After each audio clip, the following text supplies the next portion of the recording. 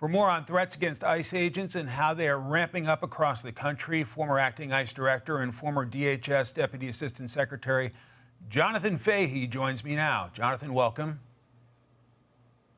Thank you. What is your reaction to that case out of Virginia? That was really appalling just to hear that. And, Trish, McLaughlin's statement that it's really chilling to think that it's so sort of these narratives, these false narratives against ICE are so widespread, and the hostility against ICE has been ramped up to a level that is really unconscionable. And you have to say a lot of this lays at the feet of these Democratic politicians that have been ramping this up by calling these ICE agents Nazis, by accusing them of kidnapping, all of these other things which are, one, not true, but also creates hostility, undermines ICE, and they really do everything they can to subvert ICE from doing their legitimate job, which is not only unconscionable again, but it's also anti-democratic. These ICE agents are enforcing federal law. Donald Trump's enforcing federal law. That's what they're required to do. And if the Democrats want a different policy, they should deal with it at the elections or in the legislature. To Texas, where a white powdery substance was sent to 2 ICE offices. Let's put it on the screen. Quote, on Friday morning, an ICE officer at the Dallas facility opened an envelope addressed to Dallas field office containing a white powdery substance. Out of precaution, a hazardous materials hazmat team was called to the facility. Following a shelter-in-place and inspection, the facility is returning to normal operations.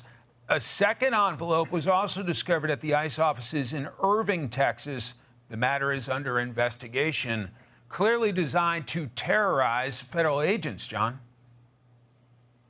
Yeah, exactly. To terrorize federal agents and also, importantly, to prevent them from doing their job of deporting illegal aliens and illegal alien criminals. So it's sort of a two-part. Put them in fear, but also make it hard for them to do their job because they're disrupting what they're doing. And again, this is not, you wish these were like a one-off just because you wouldn't think this is a sort of, it's a systemic problem. But, we've had 2 attacks in Texas just this year. We had I think it was Alvarado, Texas, and also in Dallas, Texas, where ICE was attacked. And, there were fatalities in the one. And it's just really scary because these agents already have a very dangerous job.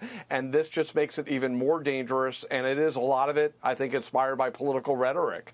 To your point, I want to put on the screen for the audience attacks on ICE agents and Border Patrol since President Trump took office, up 1,300%. 58% against CBP officers. What do you make of that? Yeah, that one is really scary because these car ramming attacks, thankfully no one has been killed yet, but we've seen, in other instances where cars can take out scores of people. So these are really dangerous, the fact that they're ramping up, and you put this on top of the, 1,000% increase on assault, 8,000 increase in threats. All of these things are really scary, and, we're going to be here, sadly, when something really, really bad happens. And when something really, really bad happens, you always look to what could be done to prevent it. And I think going back to, a lot of it's the political rhetoric. Jonathan, do you worry about losing the best and brightest at ICE and other federal agencies because of these senseless threats? I worry about the best and brightest maybe being killed or being harmed. I do not think you will lose people wanting to leave the job because they know how important their job is and how serious the criminals they are getting off the street and how much that makes the community safer. So I am worried about their safety, but I'm not worried about their morale because they are so focused on such an important mission. Jonathan Fahey, thanks very much. Thank you. Hey everyone, I'm Emily Compagno. Catch me and my co-hosts Harris Faulkner and Kaylee McEnany on Outnumbered every weekday at 12 p.m. Eastern, or set your DVR. Also, don't forget to subscribe to the Fox News YouTube page for daily highlights.